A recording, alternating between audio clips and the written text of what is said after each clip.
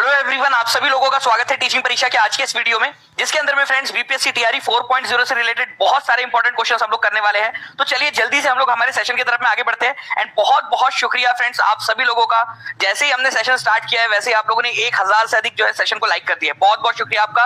और जितने भी बच्चे जिन्होंने सेशन को लाइक कर दिया एक बार हाथ ऊपर कर देंगे फ्रेंड, जल्दी से बता देंगे। और जितने भी बच्चे जहां भी शेयर कर सकते हो, टेलीग्राम, फेसबुक, व्हाट्सएप, इंस्टाग्राम, जल्दी जल्दी से शेयर कर देंगे आप लोग। जितने भी बच्चे जिन्होंने ऑलरेडी लाइक कर दिया उन सभी लोगों का बहुत बहुत शुक्रिया। चलिए तो फ्रेंड्स आगे बढ़ते हैं हम लोग। हमारा पहला क्वेश्चन देखिए आप लोगों का, एक आपकी स्क्रीन के ऊपर में ये रहा। इसके अंदर में बोला गया, देखिए ये 70वीं बीपीएससी के री एग्जाम के अंदर में आया था क्वेश्चन। यहां पर मैं क्या बोला है कि 2024 में किसे भारत रत्न दिया गया है। ठीक है, किसे भारत रत्न दिया गया था। ठीक है, ध्यान से समझना है आप लोगों ने 2024 का भारत रत्न किसको दिया गया है।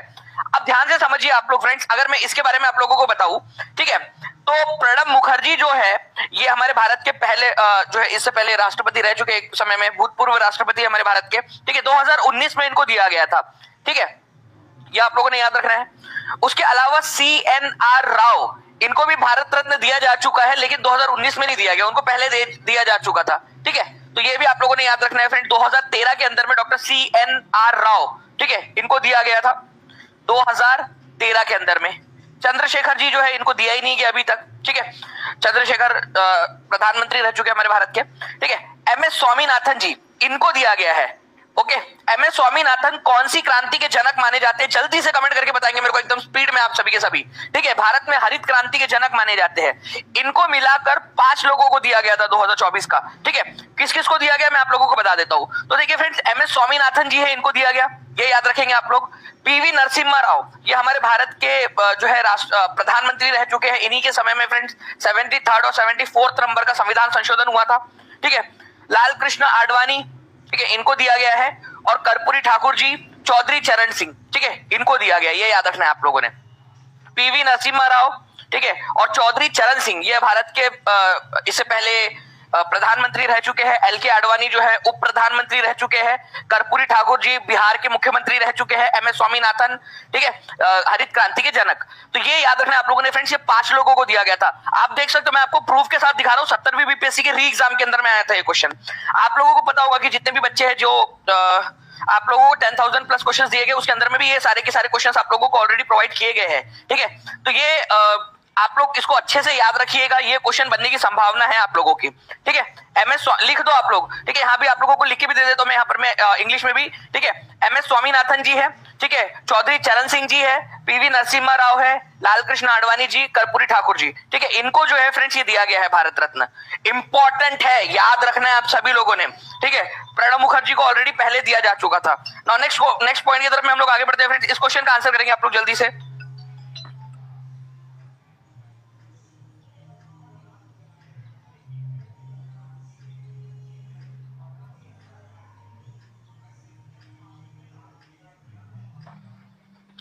ओके, तो देखिए फ्रेंड, जियोइड का क्या आकार है। जियोइड, हमारी जो पृथ्वी है ना उसका शेप है जियोइड। अब आप लोगों में से कई सारे लोग जो है फ्रेंड्स यहाँ पर में आंसर लगाएंगे सर्कुलर।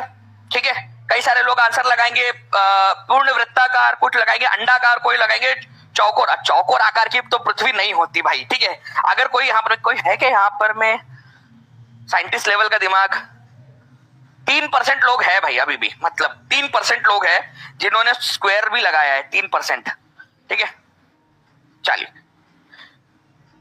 तो आप लोगों ने याद रखना है हमारी पृथ्वी का जो शेप है इसको जियोइड शेप बोला जाता है। ठीक है, जियोइड। अब ये जियोइड क्या है, ध्यान से समझना है आप लोगों ने। ये पूर्ण वृत्त नहीं है, पूरा सर्कल नहीं है, इस तरीके से पूरा का पूरा सर्कल नहीं है हमारी पृथ्वी। ये याद रखना है, हमारी पृथ्वी सर्कल टाइप की नहीं है, पहली बात तो ये।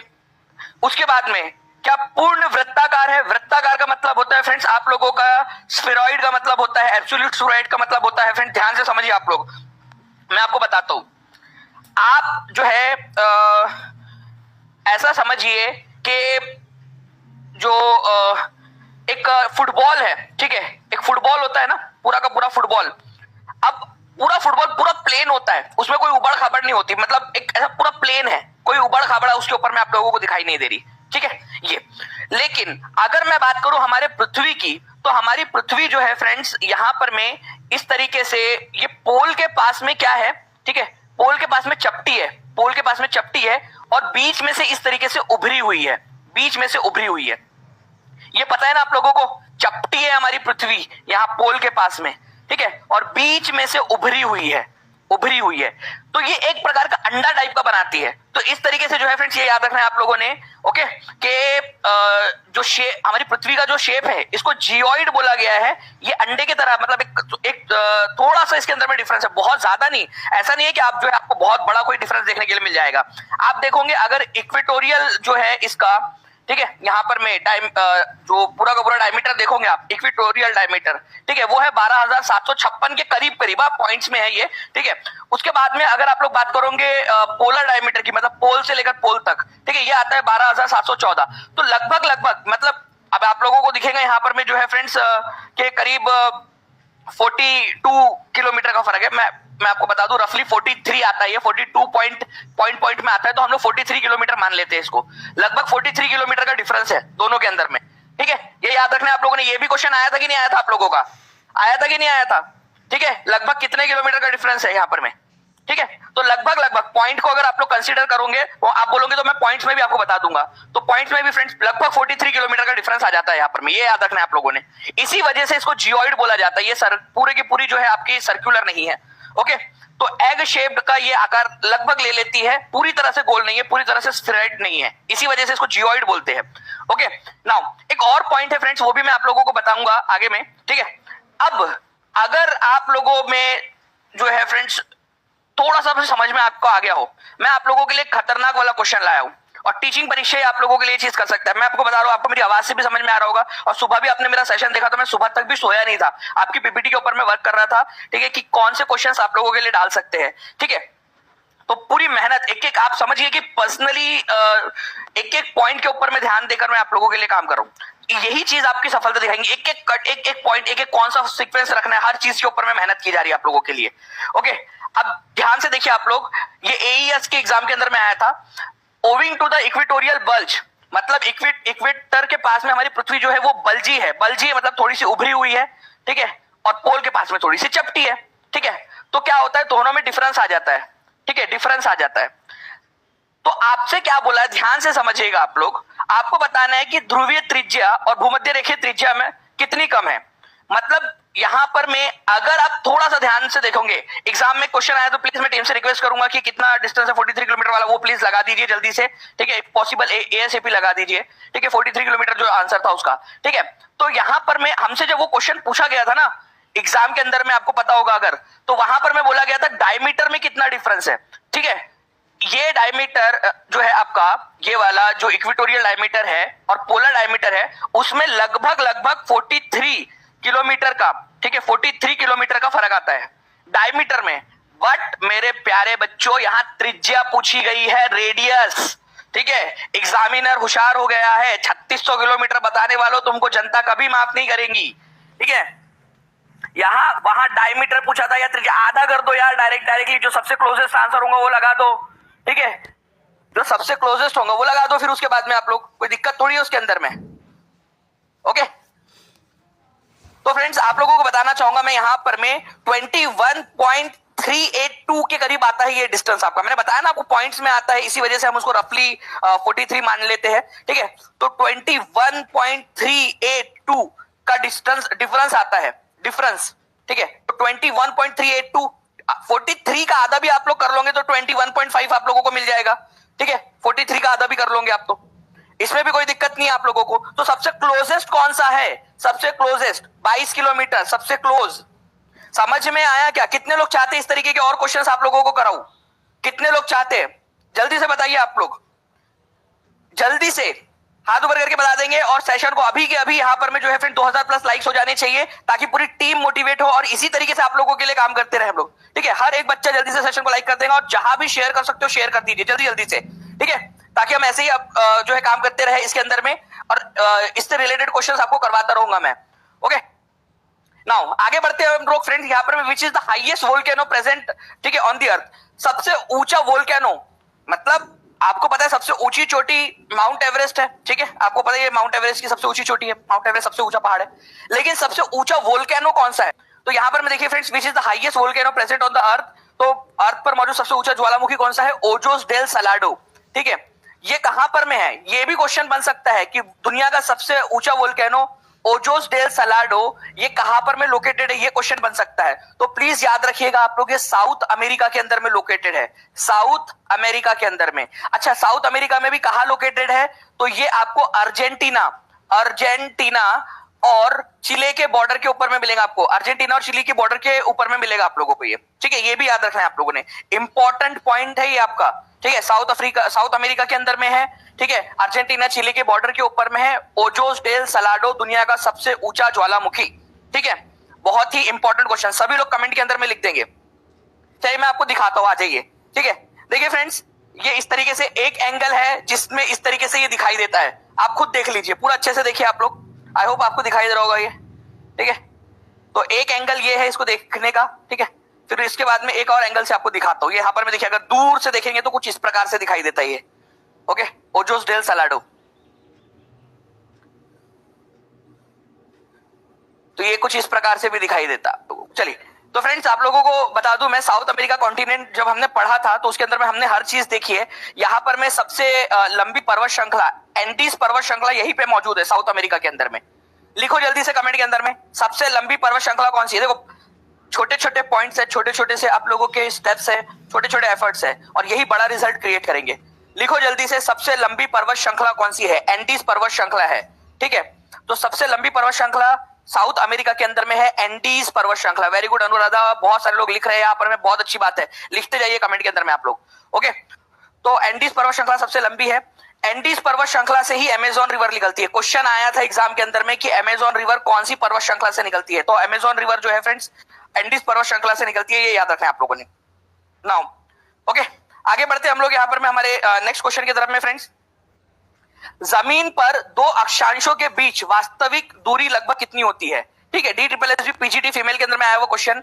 देखिए, आपको पता होना चाहिए फ्रेंड, दो अक्षांश, ठीक है, मतलब ये मान लीजिए हमारी पृथ्वी है। ठीक है, तो ये इक्वेटर हो गया।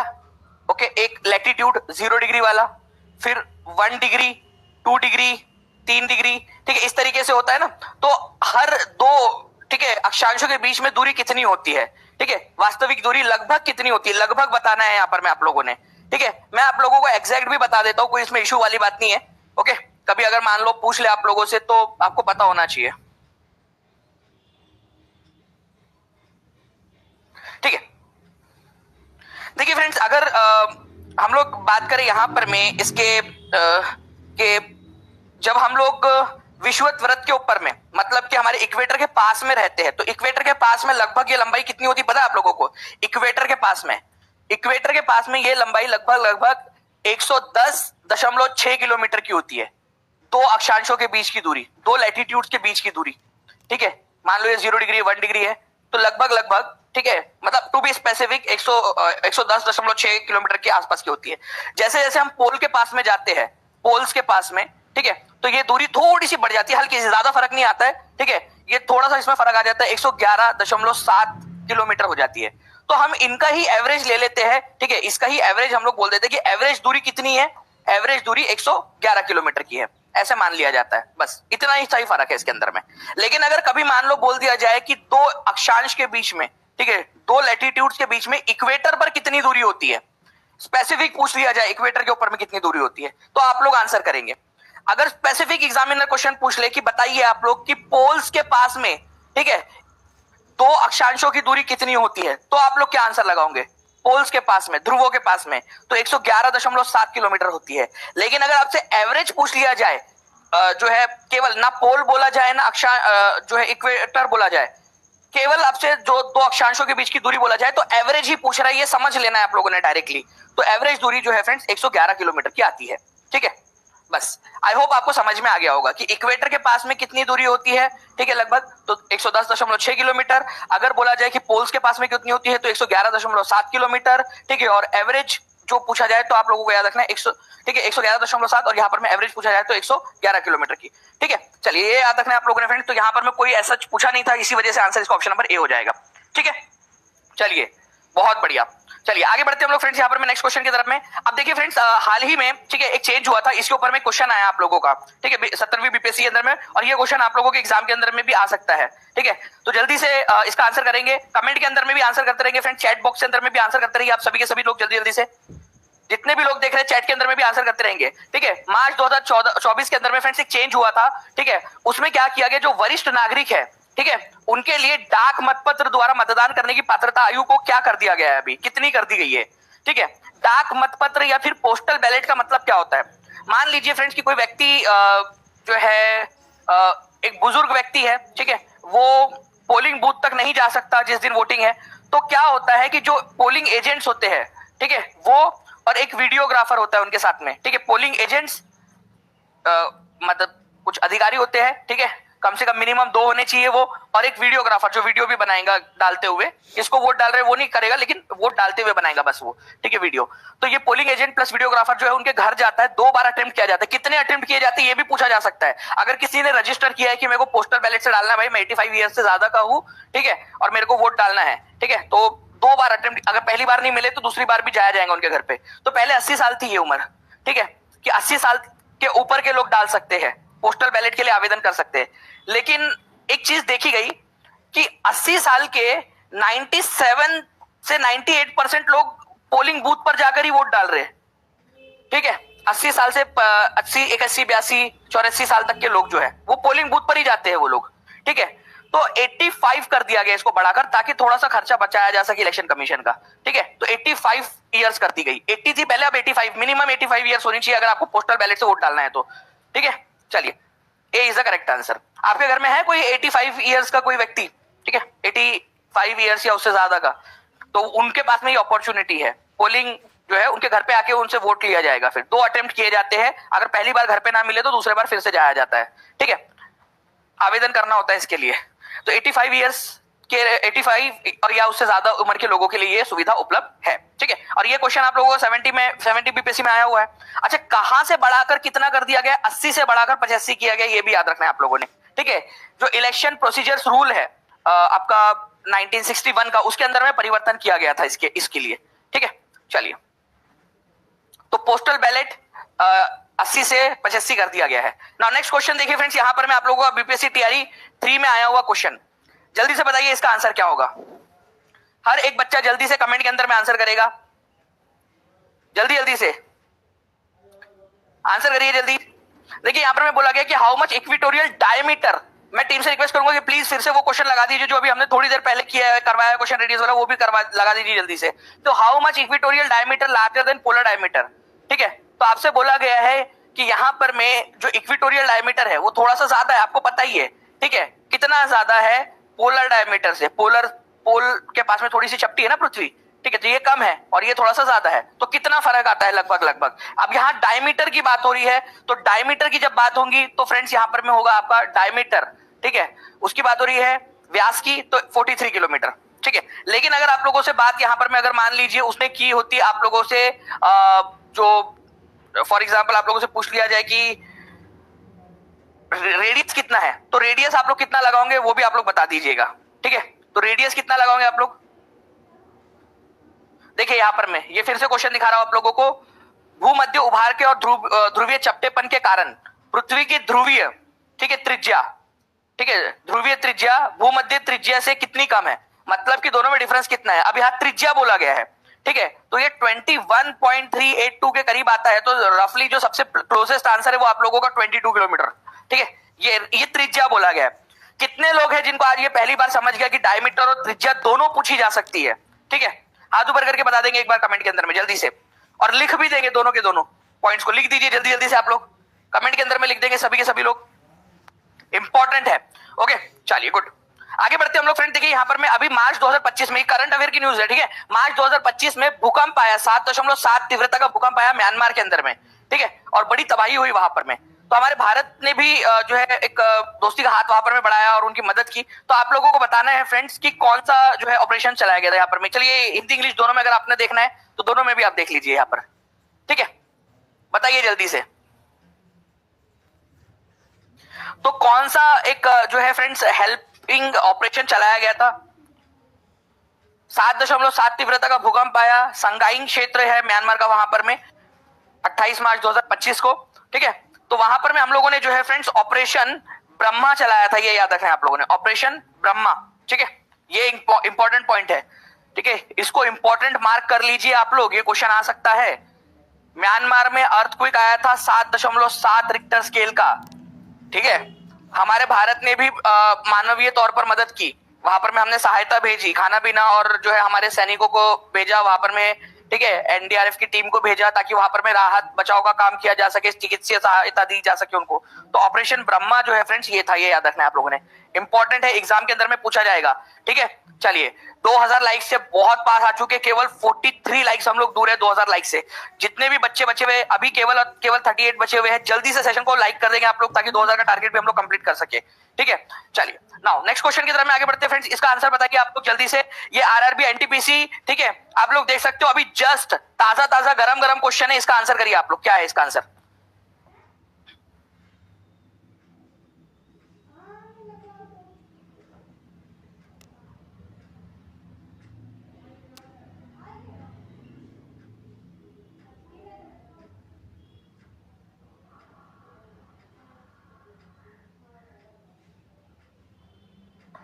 चलिए बहुत बढ़िया है, कितने लोगों को अब ये क्वेश्चन करने में कॉन्फिडेंस आ गया। और ये आप लोगों को बता दूं, RRB NTPC graduate level CBT exam के अंदर में 12 जून 2025 को पूछा गया क्वेश्चन ये आपका, ठीक है। तो अब आप देखिए टीचिंग परीक्षा से पढ़ के आपकी सफलता सुनिश्चित है, इसीलिए कह रहा हूं कि जल्दी से टीचिंग परीक्षा के पेड कोर्सेज के साथ में ज्वाइन हो जाइए, क्योंकि वहां पर में प्रीमियम कंटेंट के साथ में आपका सफल जो आपको एग्जाम तो क्लियर करना ही करना है, रैंकिंग भी लेकर आनी है आप लोगों ने, ठीक है। इंडिपेंडेंस डे जो है फ्रेंड्स यहाँ पर में वीक चल रहा है, तो आप लोगों के लिए मौका भी है बहुत अच्छा सा। तो म्यांमार में जो डिवास्टेटिंग अर्थक्वेक आया था उसके लिए ऑपरेशन ब्रह्मा शुरू किया गया था भारत सरकार के द्वारा, ओके। ये एक इंपॉर्टेंट पॉइंट है आप लोगों का, ठीक है। तो ये सारे के सारे जो पॉइंट्स है, जो सारे आप लोगों के जो कंसेप्ट्स है, ठीक है, इसको आप लोगों ने अच्छे से याद रखना है।